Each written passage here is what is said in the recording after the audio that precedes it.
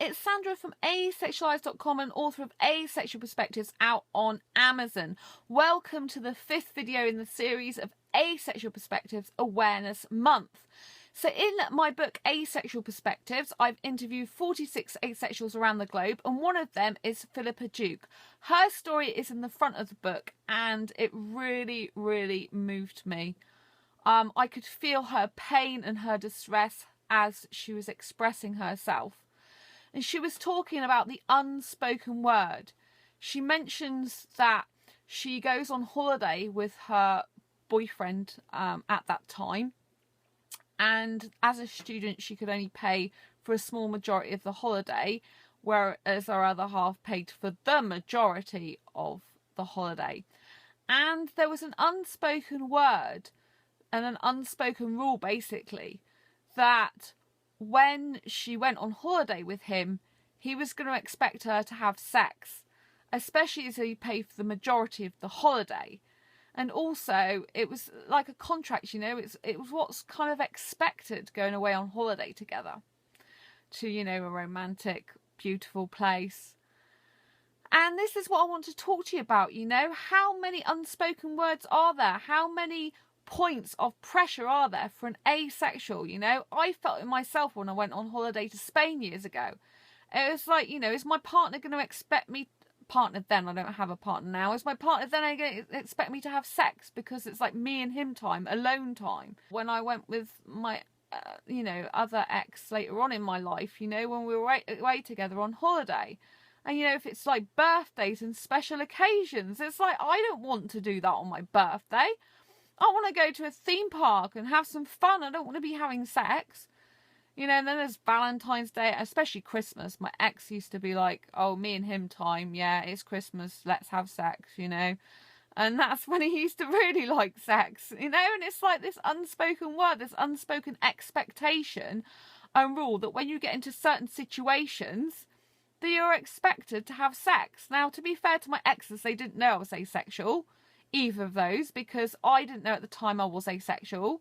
But I wasn't really into sex, you know. I would rather have done the washing up. And so, yeah, but there's always this expectation. It's like, since then, you know, before I realised I was asexual and just a couple of months after I realised I was asexual, I dated heterosexual guys. But I just got to the point where I couldn't do it anymore, which is when I saw the counsellor and how, you know, I found out about I'm asexual and started to write the book. But I just couldn't do it anymore, because there's this sexual expectation that at the end of the night, of the date, they're going to expect you to have sex with them. You know, this is the unspoken word, the unspoken rule. You know, you date me, I'm asexual, you have sex with me.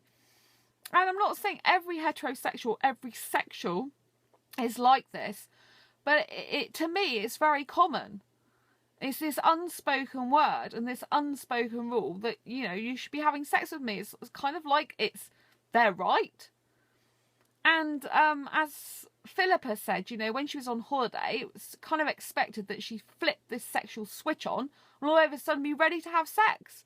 That's not how it works. If you're asexual, you know, you don't just suddenly become not asexual, or don't suddenly become, you know, flip a switch and, oh, I love sex now, I want it, let me have it.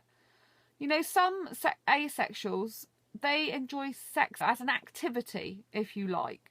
So like playing a board game. And some asexuals will do it to please their partner. But I'm talking specifically about these expectations.